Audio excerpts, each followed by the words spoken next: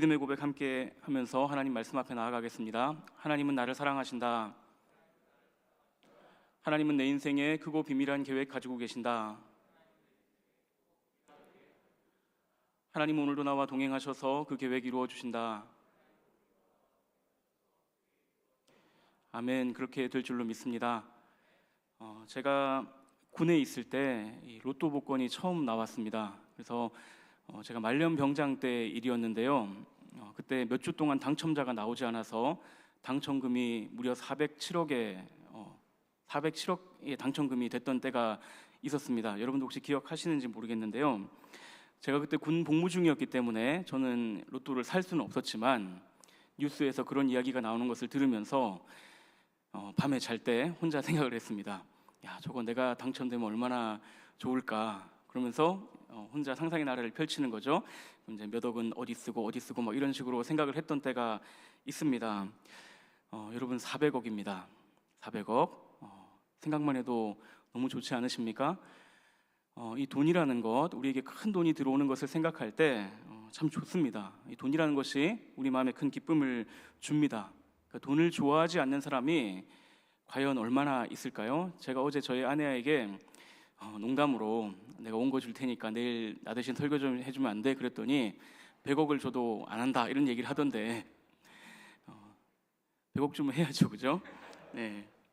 여러분, 사람들이 돈을 얼마나 좋아하는지 요즘에는 돈줄 낸다는 말도 합니다. 그러니까 누군가 잘못했을 때 혼줄을 내는 것처럼 좋은 일을 하는 가게가 있으면 가서 물건을 많이 팔아줘서 돈을 많이 벌게 해주는 것, 그것을 이제 돈줄 낸다고 그렇게 말을 합니다. 그러니까 사람들이 그렇게 말을 하는 이유는 돈을 좋아하기 때문이죠. 그러니까 나도 돈을 좋아하고 그 사람도 돈을 좋아할 것이다. 우리 모두가 돈을 좋아한다. 그런 생각이 그런 말 안에 내포되어 있습니다. 사람들이 왜 돈을 좋아하는지는 우리가 굳이 설명을 하지 않아도 우리가 다 알고 있습니다. 우리 돈이 있으면 내가 갖고 싶은 거, 내가 하고 싶은 거 다 할 수가 있습니다.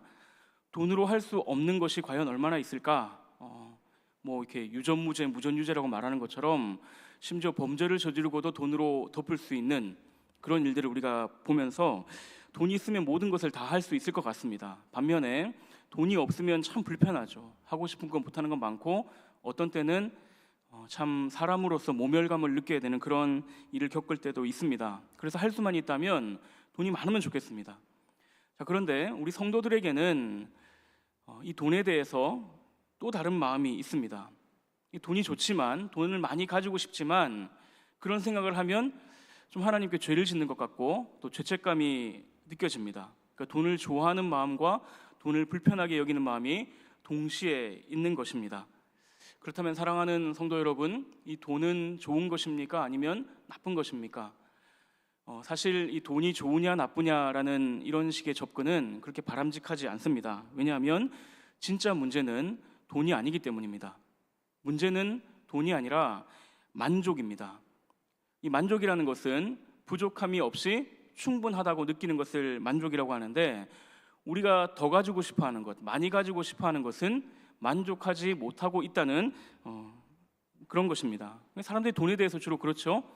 돈이 충분히 있는데, 내가 쓸 만큼 있는데, 먹고 살 만큼 있는데도 계속해서 더 가지고 싶어하고 더 가져도 또 더 가지고 싶어합니다. 그런 면에서 보면 돈에 대한 욕심은 과도할 때가 많습니다. 그리고 우리는 이런 과도한 소유욕을 탐욕이라고 부릅니다. 우리가 오늘 본문을 통해서 이 탐욕과 만족에 대해서 함께 살펴보려고 합니다. 이 탐욕은 성경이 가장 경계하는 죄 중에 하나입니다. 근데 이 시대에서는 이 탐욕이 너무나 보편적이어서 그렇게 심각하게 이야기를 하지 않습니다. 우리가 동성애를 이제 많은 교회들이 오늘날 심각하게 다루고 있는데요. 그 이유가 동성애가 오늘날 새롭게 부각된 죄라서 그런 것이 아니라, 과거에는 이게 분명히 죄였는데 지금은 사람들이 이걸 죄가 아니라고 말하기 때문입니다. 근데 여러분, 사실 탐욕도 그렇습니다. 탐욕이 성경은 굉장히 심각하게 말하는 죄임에도 불구하고 오늘날 사람들은 탐욕이 죄가 아닌 것처럼 생각을 합니다. 탐욕을 죄가 아니라고 말하는 정도가 아니라 탐욕을 부리고 있으면서도 그게 탐욕이 아니라고 말하는 것이 지금 이 시대입니다. 자, 그러면 여러분, 성경은 탐욕에 대해서 무엇이라고 말을 할까요? 자, 우리가 성경에서 탐욕을 가리키는 단어들이 몇 가지가 있는데요. 그 의미만 좀 살펴보면 이런 의미를 가지고 있습니다. 무언가를 가지려고 하는 과도한 욕망, 남의 것을 더 가지려고 하는 지나친 욕망, 부당하게 탐하는 욕망. 자, 이게 성경이 가지고 있는 탐욕의 의미입니다. 이걸 간단하게 말하면 선을 넘은 욕망입니다. 가지고 싶어하는 정도도 선을 넘었고, 또 내가 가질 수 있는 범위도, 이제 남의 것을 가지고 싶어하니까 내가 가질 수 있는 범위도 넘어버린 욕심, 그것을 탐욕이라고 말을 합니다. 우리가 십계명의 마지막 계명을 보면 이 탐욕에 대해서 더 잘 알 수 있습니다. 출애굽기 20장 17절 말씀입니다. 내 이웃의 집을 탐내지 말라. 내 이웃의 아내나 그의 남종이나 그의 여종이나 그의 소나 그의 나귀나 무릇 내 이웃의 소유를 탐내지 말라. 자, 지금 이웃의 집과 아내, 그리고 종, 그리고 이웃의 소유, 이런 것들을 지금 하나님께서 탐내지 말라고 하십니다. 그러니까 그냥 탐내지 말라 이렇게 하신 것이 아니라 여러 가지 항목을 나열하고 계시는데요, 그것이 다 이웃의 것입니다. 그러니까 하나님께서 있지도 않은 것을 말씀하시는 법은 없기 때문에 지금 이 본문이 우리에게 말해주는 것은 사람의 욕심이 실제로 이렇게 선을 넘는다라는 것입니다. 그런데 하나님께서 이것을 10개밖에 안 되는 계명 중에 하나로 주셨다는 것은 이 탐욕의 죄를 굉장히 심각하게 여기신다라는 것이죠. 자, 그러면 하나님은 왜 탐욕을 이렇게 심각하게 여기십니까? 골로새서 3장 5절을 보면 이렇게 말씀합니다. 그러므로 땅에 있는 지체를 죽이라. 곧 음란과 부정과 사욕과 악한 정욕과 탐심이니 탐심은 우상 숭배니라. 자, 여기서 탐심이라고 쓰인 단어가 이제 탐욕과 같은 단어입니다. 그러니까 지금 성경이 탐욕을 우상 숭배라고 말하고 있는데요, 우상 숭배라는 것은 하나님이 아닌 것이 하나님의 자리에 올라가 있는 것이 우상 숭배입니다. 사람의 탐욕이 하나님의 자리까지 올라간다는 말인데, 자, 마태복음 6장을 보면 예수님께서 뭐라고 말씀하시냐면 사람이 하나님과 재물을 동시에 섬길 수 없다 이렇게 말씀을 하셨습니다. 자, 그 말은 재물이 하나님과 동등한 자리에 올라가거나 아니면 하나님보다 더 높은 자리에 올라갈 수 있다는 것을 말씀하시는 것이죠. 우리가 무언가를 가지고자 하는 그런 욕망에 빠지면 내가 그렇게 가지고 싶어하는 그것이 하나님의 자리에 올라가게 된다는 것입니다. 여러분, 그게 어떤 상태입니까? 그거 가지는 것이 내 삶의 목적이 되는 것입니다. 그거 가지고 싶어하는 욕심이 내 삶을 이끌어가게 되고, 그 돈이나 물질이 내 삶을 지켜주는 것처럼 생각하게 되고 그것을 의지하게 됩니다. 그리고 그거 있으면 엄청나게 기뻐하고 그거 없으면 삶의 의미가 없는 것처럼 그렇게 살아가게 된다는 것입니다. 물질과 돈이 우리의 사랑의 대상이 되는 동시에 신적인 존재가 되어버립니다. 왜냐하면 내 삶의 의미를 부여해주고 그것이 내 삶을 이끌어 가기 때문입니다. 여러분, 그렇기 때문에 성경은 이 탐욕의 죄악을 굉장히 심각하게 다루는 것입니다. 자, 그런데 이 탐욕에 대해서 심각하게 생각하는 것은 성경만 그런 것이 아닙니다. 여러분들이 아마 유튜브를 한번 검색하면서 탐욕을 검색해 보시면 탐욕에 대한 영상이 많이 올라와 있는데요, 이제 불교의 스님들이나 아니면 천주교의 신부님들이 탐욕에 대해서, 탐욕을 경계하는 그런 가르침들을 많이 올려놓으셨습니다. 그리고 일반 상담가들의 상담 영상도 많이 올라와 있는데 그 중에 탐욕을 좋게 보는 영상은 하나도 없습니다. 그러니까 종교인이든지 종교인이 아니든지 이 탐욕은 부정적이고 경계해야 할 것으로 그렇게 여겨집니다. 왜냐하면 이 탐욕이 사람을 불행하게 만들기 때문입니다. 우리가 오늘 읽은 이 본문도 탐욕이 매우 파괴적인 결과를 가지고 온다고 말씀하고 있습니다. 우리 9절과 10절을 한번 읽겠습니다. 부하려 하는 자들은 시험과 올무와 여러 가지 어리석고 해로운 욕심에 떨어지나니 곧 사람으로 파멸과 멸망에 빠지게 하는 것이라. 돈을 사랑함이 일만하게 뿌리가 되나니 이것을 탐내는 자들은 미혹을 받아 믿음에서 떠나 많은 근심으로써 자기를 찔렀도다. 자, 지금 탐욕의 결과에 대해서 시험, 올무, 어리석고 해로운 욕심, 파멸과 멸망, 일만하게 뿌리, 미혹, 믿음에서 떠남, 많은 근심으로 자기를 찌름, 이렇게 여러 가지로 말씀하고 있습니다. 자, 그런데 사람들은 이 본문이 말하고 있는 이런 탐욕의 파괴적인 결과에 대해서 굉장히 추상적으로 생각하는 경향이 많이 있습니다. 탐욕? 나쁜 거지. 그래, 탐욕 부리는 거 좋지 않은 거야. 그냥 이 정도로 생각을 합니다. 근데 여러분, 오늘 본문이 말하는 것은 탐욕이 우리의 삶을 실제로 파괴한다는 것입니다. 그냥 도덕적으로 나쁜 것이 아니라 실제적으로 파괴한다는 것이에요. 여러분, 한번 생각해 보십시오. 자, 먼저 탐욕은 삶을 낭비하게 합니다. 자, 우리가 살아가는 데 필요한 것이 많이 있습니다. 그리고 그 필요한 것을 가지려고 하는 것은 나쁜 것이 아닙니다. 그런데 적지 않은 경우에 꼭 필요하지 않은데도 불구하고 그것을 가지고 싶어 합니다. 그리고 그것을 얻는데 많은 시간과 에너지를 쓰죠. 여러분, 인터넷 쇼핑몰을 할 때 우리가 제법 많은 시간을 쓰지 않습니까? 사실 제 얘기긴 한데, 근데 여러분, 우리가 어떤 때는 꼭 필요한 물건을 합리적인 가격으로 사기 위해서 막 검색하면서 시간을 보낼 때도 있지만, 어떤 때는 그냥 들어가서 오늘 뭐 살 거 없나, 뭐 좋은 거 없나, 이런 식으로 보는 경우가 많이 있습니다. 혹시 인터넷 쇼핑몰 안 하는 분들은 나하고는 상관없구나 이렇게 생각하지 마십시오. 백화점을 가거나 뭐 마트를 가거나 다 마찬가지입니다. 꼭 필요하지 않은데도 많은 시간을 사용하고 있습니다. 여러분, 우리가 생계를 유지하는데 우리 가족들이 살아가는데 충분한 돈이 있음에도 불구하고 더 많은 돈을 가지고 싶어하는 경우, 더 많은 돈을 벌기 위해서 노력하는 경우가 있습니다. 여러분, 그것은 더 나은 삶을 살기 위해서 노력하는 것입니까? 아니면 삶을 낭비하는 것입니까? 어떤 때 보면 사람들은 마치 덫에 걸린 것처럼, 올무에 걸린 것처럼 그렇게 살아가고 있습니다. 사실 사람들이 필요해서 가지는 것이 아니라 가지는 것 자체에 목적을 두는 경우가 많이 있습니다. 혹시 집에 좀 콜렉션들 가지고 계신지 모르겠는데요, 집에 막 갖춰놓고 있는 모습들을 우리가 보게 됩니다. 근데 그거 모으느라고 시간 많이 쓰게 되는데 우리가 평생 살아가면서 과연 그것을 몇 번이나 사용하게 되겠습니까? 좋은 것을 가지고 잘 쓰면 다행이지만 모으는 것 자체가 목적인 경우가 많습니다. 나 이런 거 가지고 있어, 다른 사람에게 보여주거나 아니면 자기 혼자 그것 보면서 만족하는 것이죠. 그런데 여러분, 그것을 모으기 위해서 썼던 시간과 에너지는 사실 그 사람의 생명입니다. 우리의 생명과 바꿔서 그것을 얻게 된 셈인데 과연 그만큼 값어치가 있는 것이었겠습니까? 어쩌면 어리석고 해로운 욕심에 빠진 것인지도 모릅니다.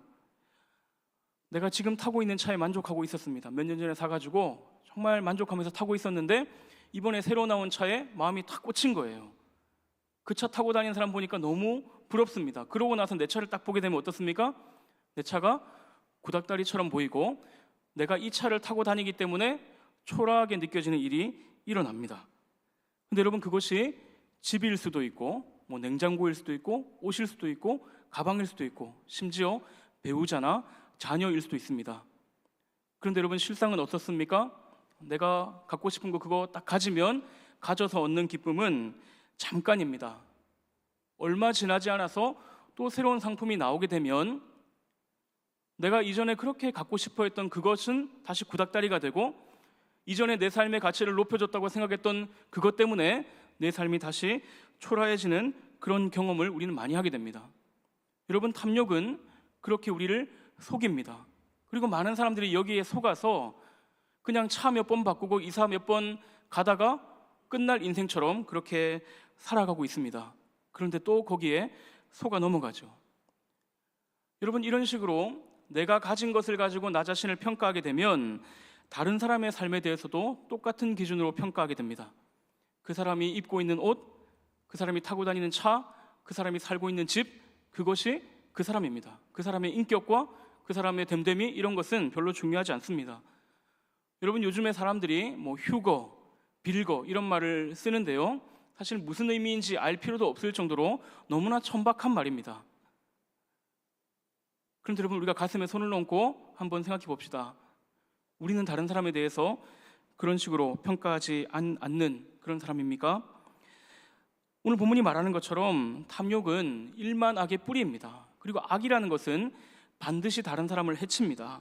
그리고 탐욕도 마찬가지로 탐욕에 빠지게 되면 다른 사람에게 해를 끼칩니다. 내가 많이 가져야 하니까 다른 사람에게 나눠주는 것을 싫어하게 됩니다. 다른 사람이 어려워도 그 사람을 돕지 않고 인색해집니다. 다른 사람에게 마음을 쓰지 않고 다른 사람이 어려울 때 눈을 감아버립니다. 반면에 누군가 내 것을 뺏어갈까 봐, 내가 지금 가지고 있는 것 잃어버릴까 봐 걱정은 늘어나게 되죠. 많은 근심으로 자기를 찌르는 것입니다. 여러분, 이런 것이 탐욕이기 때문에 탐욕은 필연적으로 관계를 단절시킵니다.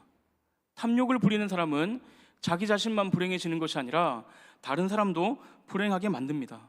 근데 여러분, 이것이 개인적으로만 그런 것이 아니라 공동체적으로 일어납니다. 여러분, 지금 전 세계적으로 부동산 폭등 때문에 많은 사람들이 힘들어하고 있는데 그것이 유동성의 문제다, 정책의 문제다라고 얘기하지만 여러분 사실 그 밑바닥에 탐욕이 있다는 것을 우린 다 알고 있습니다. 대형마트와 재래시장의 갈등, 국가 간의 자원과 영토 분쟁, 아니면 지구온난화 문제, 다 탐욕 때문에 일어나고 있는 일입니다. 여러분, 탐욕은 실제로 파멸과 멸망을 가지고 옵니다. 그리고 무엇보다 심각한 것은 이 탐욕에 빠진 사람은 이 세상이 전부인 것처럼 살아가게 됩니다. 이 세상이 전부이니까 영혼을 준비하지 못합니다. 그리고 신앙도 이 땅에서 잘 살기 위한 수단에 지나지 않게 됩니다. 여러분, 탐욕에 빠진 사람이, 막 욕심을 부리던 사람이 천국을 사모한다, 상상이 안 되는 일입니다. 우리 주변에 막 그렇게 욕심 부리던 사람이 갑자기 막 천국에 대한 이야기를 하면 이건 거짓말일 가능성이 너무나 높죠. 이 땅에서 가질 것이 많고 이 땅에서 누릴 것이 많은데 왜 천국을 사모하겠습니까? 여러분, 근데 그렇게 살다가 나중에 주님 앞에 갔을 때 과연 어떻게 될까요? 우리는 이 탐욕을 굉장히 두려운 것으로 생각해야 합니다. 사랑하는 성도 여러분, 지금 우리는 역사상 가장 부유한 시대를 살고 있습니다. 우리는 과거의 왕들보다 더 잘 먹고 있고 더 잘 입고 있고 더 많이 누리고 있습니다. 부자가 아닌 저만 해도 해외를 몇 번 나갔다 온 적이 있는데 우리 세종대왕님이 부산을 한번 가보셨을까요? 제가 궁금해가지고 어제 인터넷에 검색해보니까 세종대왕이 부산에 못 가보신 것 같아요. 근데 우리는 얼마나 많이 누리고 있습니까? 근데 그럼에도 불구하고 만족하지 못하고 더 가지고 싶어 합니다. 그리고 이 세상은 자꾸 우리에게 더 가져도 된다고, 더 가져야 한다고 부추깁니다. 이 자본주의 사회에서는 부자가 되려고 하는 그 마음이 죄가 아니라 사회 발전의 원동력이라고 말을 합니다. 그래서 돈을 밝히고 탐욕을 드러내도 전혀 부끄럽지가 않습니다. 사람들이 부자가 되고 싶어 하기 때문에 이 사회가 이렇게 발전했다는 거죠. 물론 일리가 있는 말입니다. 그러나 여러분, 그것은 속임수입니다. 성경은 그렇게 말하지 않습니다. 오늘 본문 9절을 다시 한번 보십시오. 부하려 하는 자들은 시험과 올무와 여러 가지 해로운 욕심에 떨어지나니 곧 사람으로 파멸과 멸망에 빠지게 하는 것이라. 이 부자가 되고 싶어하는 것이 모든 사람의 소원인데 이 부자가 되고 싶어하는 마음으로 살면 유혹과 올무와 여러 가지 어리석고 해로운 욕심에 떨어지게 된다고 지금 경고하고 있습니다. 아까 이제 탐욕의 이 파괴적인 결과에 대해서 좀 살펴봤는데 여러분, 이 부자가 되려고 하는 욕심이 좋은 것이다라고 말하려면 그 파괴적인 결과에 대해서 다 눈을 감아야만 그것이 좋은 것이다라고 말할 수 있는 것입니다. 거짓말입니다. 여러분, 10절을 또 한번 보십시오. 돈을 사랑함이 일만하게 뿌리가 되나니 이것을 탐내는 자들은 미혹을 받아 믿음에서 떠나 많은 근심으로 자기를 찔렀도다. 돈을 사랑하는 일이 모든 악의 뿌리가 된다. 즉 여기서부터 모든 다른 죄들이 나온다는 거예요. 돈 때문에 거짓말도 하고, 돈 때문에 남을 미워하고, 돈 때문에 시기하고, 심지어 다른 사람을 죽이기까지 합니다. 여러분, 그것이 우리가 매일 듣고 있는 이야기 아닙니까? 우리가 보고 있는 언론들이 날마다 하는 이야기가 돈 때문에 어떤 죄악이 일어났는가를 날마다 우리에게 말을 하고 있습니다. 다 돈을 좋아하기 때문에, 돈을 사랑하기 때문에 일어나는 일입니다. 그런데 여러분, 여기서 정말로 두려운 것은 이 돈을 사랑하는 자들이 미혹을 받아서 믿음에서 떠나게 된다라는 말씀입니다. 여러분, 여기서 미혹이라는 의미로 쓰인 단어는 신약 성경에 딱 2번만 쓰이고 있는데 마가복음 13장 22절에서는 이 단어가 거짓 선지자들이 사람들을 꿰일 때 쓰는 단어로 사용되고 있습니다. 그러니까 돈을 사랑하고 돈을 좋아하는 것은 그냥 조금 나쁜 죄가 아니라 우리를 믿음의 길에서 탈선시키는 너무나 심각한 문제라는 거예요. 왜냐하면 아까 살펴본 것처럼 하나님이 아니라 돈을 숭배하게 만들기 때문입니다.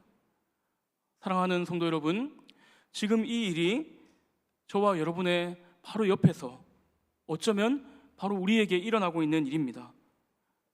우리는 돈을 사랑하다가 믿음의 길에서 떠난 사람들을 봅니다.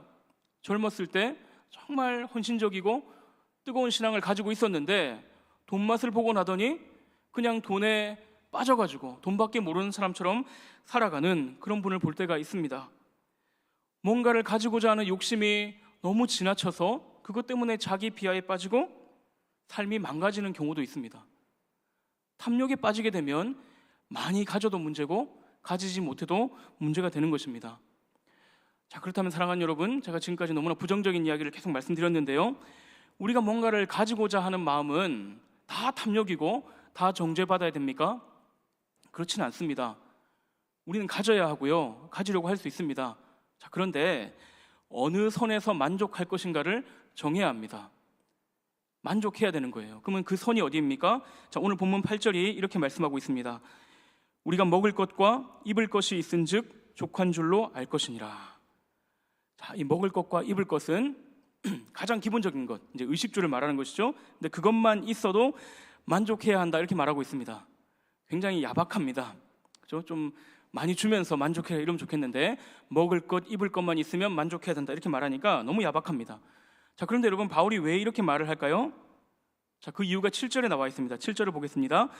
우리가 세상에 아무것도 가지고 온 것이 없음에 또한 아무것도 가지고 가지 못하리니. 우리가 이 세상에 올 때 아무것도 가지고 온 것이 없기 때문이에요.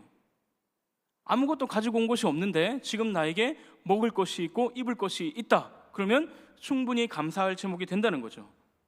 자, 그리고 우리가 이 세상을 떠나갈 때 가지고 갈 수 있는 것이 아무것도 없습니다. 못 가지고 간다는 것은 진짜 내 것이 아니라는 거죠. 그렇기 때문에 필요 이상으로 가지는 것은 의미가 없다는 것이에요. 빈손으로 와서 빈손으로 간다, 그것이 인생의 실체이고 세상의 이치입니다.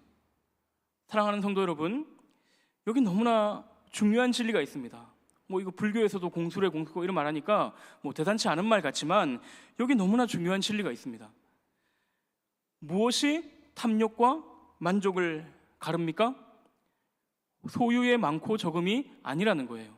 내가 많이 가지고 있으면 만족할 수 있고, 내가 많이 가지고 있으면 탐욕 안 부리게 된다. 절대로 그렇지 않습니다. 많이 가져도 더 가지고 싶어하고, 많이 가지고 있어도 탐욕을 부립니다. 만족과 탐욕을 가르는 것은 우리가 우리 자신을 어떤 존재로 인식하느냐에 달려있다는 거예요. 자기 인식에 달려 있습니다. 내가 빈손으로 와서 빈손으로 간다는 것을 안다면 만족이 쉬워집니다. 내가 빈손으로 와서 빈손으로 간다, 내가 아무것도 가지지 못한다, 그것을 안다면 지나치게 욕심 부리지도 않을 것입니다. 여러분, 이것을 가장 잘 알았던 사람이 바로 욥입니다. 욥이 모든 것을 다 잃어버리고 나서 이렇게 고백합니다. 욥기 1장 21절입니다.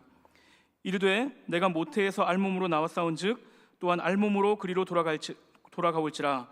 주신 이도 여호와시오 거두신 이도 여호와시오니 여호와의 이름이 찬송을 받으실지니이다 하고, 욥이 그 많은 소유를 다 잃어버리고 자기 자녀들까지 다 잃어버렸는데도 불구하고 미련을 두는 것이 아니라 오히려 하나님을 찬양하고 있습니다. 하나도 안 아까웠을까요? 하나도 마음이 아프지 않았을까요? 그렇지는 않았겠죠. 그럼에도 불구하고 욥이 이렇게 하나님을 찬양할 수 있었던 이유는 인생의 본질을 꿰뚫어 보고 있었기 때문입니다. 그런데 여러분, 이 빈손으로 와서 빈손으로 간다, 이 인식이 없으면 이제 가지는 것이 너무나 중요해지는 것입니다. 사랑하는 여러분, 오늘 본문은 우리에게 분명히 말씀하고 있습니다. 우리는 빈손으로 와서 빈손으로 갑니다. 중요한 것은 우리가 오기만 하는 것이 아니라 다시 돌아간다는 거예요. 그것이 무엇을 말합니까? 이 세상이 전부가 아니라는 것입니다. 만약 이 세상이 전부라면 많이 가지는 것이, 탐욕을 부리는 것이, 그것이 지혜로운 일입니다. 우리가 할 수 있는 한 많이 가지고 많이 누리고 많이 즐기는 것, 그것이 가장 지혜로운 인생일 거예요. 교회 다닐 필요도 없습니다. 왜냐하면 교회 오면 가지지 말라고 할 거니까. 그러나 여러분, 우리는 돌아갑니다. 이 땅이 전부가 아니라 죽음 이후에 영원한 삶이 있습니다. 그리고 그 영원으로 갈 때 이 세상의 것은 단 하나도 가지고 가지 못합니다. 성도는 그 사실을 알고 믿는 사람입니다. 그리고 우리가 이것을 알 때 탐욕에 빠지지 않을 수 있습니다. 자, 그런데 탐욕에 빠지지 않는 것이 전부는 아닙니다. 탐욕에 빠지지 않고 사는 것, 그것이 우리 삶의 목적은 아닙니다. 오늘 본문 6절을 보면 바울은 이 탐욕과 반대되는 자족에 대해서, 만족에 대해서 우리에게 너무나 중요한 진리를 가르쳐 줍니다. 6절을 한번 읽겠습니다. 그러나 자족하는 마음이 있으면 경건은 큰 이익이 되느니라. 자, 여러분 한번 말씀 그냥 좀 띄워주시고요.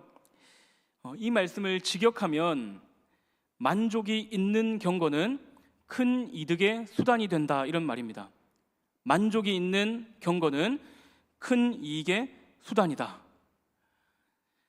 자, 자족한다는 것은 뭐 많이 가지는 것이 아니라 지금 내가 가지고 있는 것으로 만족한다는 의미입니다.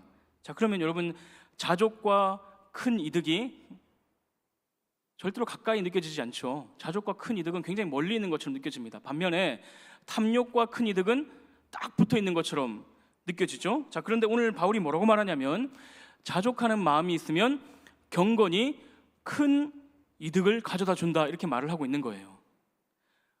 경건이라는 것은 간단하게 말하면 하나님을 두려워하는 마음, 하나님을 공경하는 마음, 하나님을 경외하는 마음, 하나님을 예배하는 그런 삶의 태도, 이것을 경건이라고 말할 수 있습니다.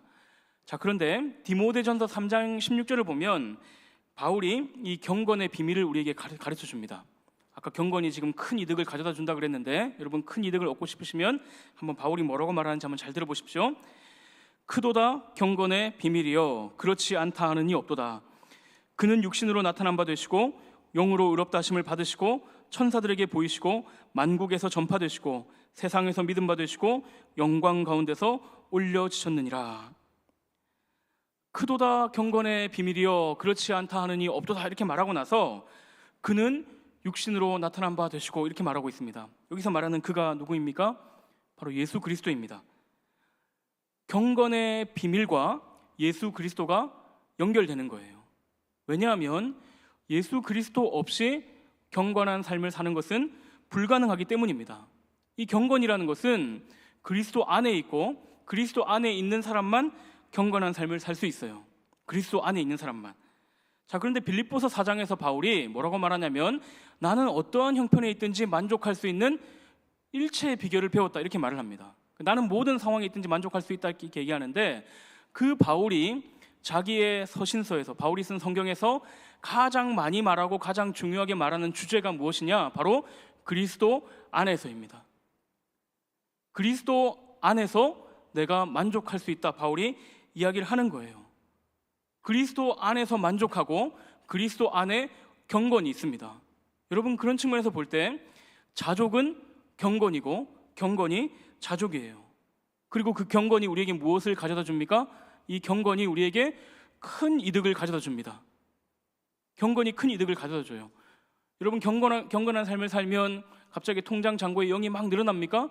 그런 것은 아닙니다. 그런데 어떻게 경건이 우리에게 큰 이득을 가져다 줄 수 있습니까? 그것은 우리가 그리스도 안에 있기 때문입니다. 우리 하나님께서 하늘과 땅에 속한 모든 신령한 복들을 그리스도 안에서 주시기 때문입니다. 그리스도 안에서 우리가 하나님의 자녀요, 하나님의 상속자가 되었기 때문입니다. 그러므로 사랑하는 성도 여러분, 우리가 자족한다는 것은 내가 조금만 가지고 있어도 그냥 만족하며 살자, 막 이렇게 쪼그라드는, 사실은 만족한다고 하지만 실제로는 그냥 체념해버리는 그런 삶을 말하는 것이 아닙니다. 너무나 스케일이 큰 삶이에요. 우리는 그리스도 안에 있습니다. 우리는 그리스도를 가진 사람들입니다. 그래서 우리는 만족합니다.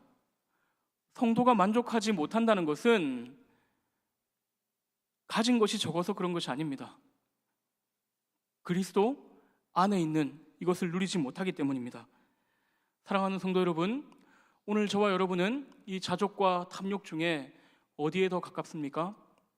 어떤 분들은 이 탐욕은 좀 나하고 좀 거리가 있는 죄다, 나는 다른 죄는 좀 취약한 게 있지만 적어도 탐욕은 부리지 않는다, 이렇게 말씀하실 수도 있습니다.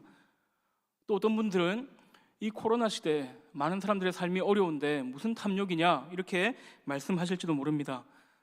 그런데 여러분, 오늘 본문에서 바울이 이 탐욕과 대비되는 것으로 자족 그리고 만족을 이야기한다는 점을 우리는 주목해야 됩니다. 분명 우리가 탐욕을 생각하면 아주 막 개걸스럽게 욕심을 부리는 그런 이미지를 떠올리게 되지만, 이 탐욕의 뿌리는 만족하지 못하는 것입니다. 그리고 만족하지 못하는 이유가 무엇입니까? 그리스도가 없기 때문입니다. 그래서 지금 우리가 우리의 삶에 만족하지 못하고 있다면 우리는 그것을 심각하게 생각해야 합니다. 여러분, 성도의 만족이 어디에서 옵니까? 성도의 만족은 하나님으로부터 옵니다.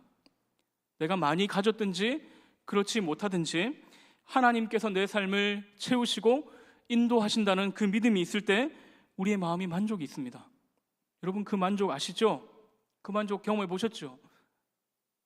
여러분, 그 만족을 우리가 경험할 때 우리의 마음에 얼마나 담대함이 있었습니까? 그 만족이 우리에게 있었을 때 우리가 가진 것이 없음에도 불구하고 얼마나 부요함을 느꼈습니까? 여러분, 이 자족이라는 것은 하나님과 동행하는 실제적인 삶의 결과입니다. 하나님의 은혜에 대한 감사이고 하나님의 인도에 대한 신뢰이고 하나님이 나를 영원한 삶으로 이끄신다는 믿음의 고백이 바로 자족입니다. 하나님과의 관계 속에서 누리는 안정과 만족, 그것이 자족이에요. 그리고 오직 그리스도 안에서만 그 만족을 누릴 수 있습니다. 사랑하는 여러분, 우리가 언제 탐욕을 이길 수 있습니까? 내가 욕심 부리지 않으려고 발버둥 쳐봐도 아무리 노력해도 절대로 탐욕을 이길 수 없습니다. 오직 그리스도 안에서 이 만족을 누릴 때 탐욕은 자연스럽게 멀어지는 것입니다. 그리고 그렇게 될 때 다른 사람이 내가 가진 것에 대해서 뭐라 말하든지 흔들리지 않게 됩니다. 내가 적게 가지고 있어도 나보다 어려운 사람 보면 나눠줄 수 있습니다. 통장에 잔고가 많아야 부자가 아니라 나눠줄 수 있는 사람이 부자인 것이죠. 내가 적게 가져도 그 부요함을 누릴 수가 있습니다. 그리고 그렇게 이 세상이 전부가 아닌 것처럼 영원을 준비하면서 살아갈 수 있습니다. 하나님은 그리스도 안에 있는 우리에게 이 만족을 선물로 주셨습니다. 이제 말씀을 정리합니다. 여러분, 지금 이 시대는 탐욕을 부추기고 탐욕을 자연스럽다 말하고 탐욕을 선한 것이라 말하는 그런 시대입니다. 여러분, 그 탐욕이 이 세상을 얼마나 비참하고 아픈 곳으로 바꾸어 놓았는지 우리는 직시해야 합니다. 거기에 속지 말아야 합니다. 탐욕을 이기기 위해서 우리가 빈손으로 와서 빈손으로 가는 인생이라는 것을 기억해야 합니다. 우리의 것은 없습니다. 다 주님의 것입니다. 우리의 생명도 주님의 것입니다. 그리고 우리는 주님께 돌아가게 된다는 것을 우리는 꼭 기억해야 합니다. 그리고 무엇보다 우리는 그리스도를 바라보아야 합니다. 우리가 탐욕을 극복하기 위해서 많이 노력하겠지만 많이 실패할 것입니다. 그리고 그 싸움에서 실패할 때마다 우리가 다시 출발해야 되는 출발점이 있는데 그것이 바로 그리스도의 십자가입니다. 오늘 아까 우리가 불렀던 찬송가 149장 주 달려 죽은 십자가 1절 가사 여러분 한번 생각해 보십시오.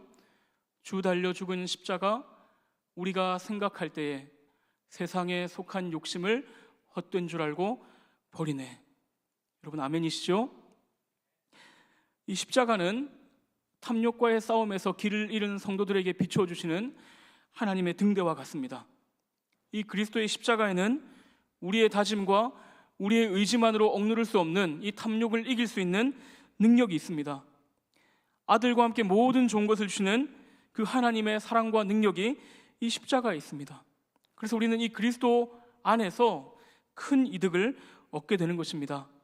사랑하는 성도 여러분, 그리스도 안에서 우리에게 주신 이 참된 만족을 빼앗기지 않으시기를 바랍니다. 그리고 탐욕을 이기는 승리의 삶을 살아가시기를 주님의 이름으로 축복합니다. 그래서 이 탐욕을 부리면서 만족을 모르고 허덕이며 살아가는 많은 사람들이 우리의 삶을 통해 참된 만족이신 그리스도께 나오는 은혜가 있기를 원합니다. 우리 시간 말씀을 기억하면서 좀 함께 기도할 텐데요. 이렇게 기도하면 좋겠습니다. 하나님 아버지, 우리가 이 땅이 전부인 것처럼 가지는 것이 삶의 목적인 것처럼 어리석은 삶을 살지 않게 하여 주옵소서.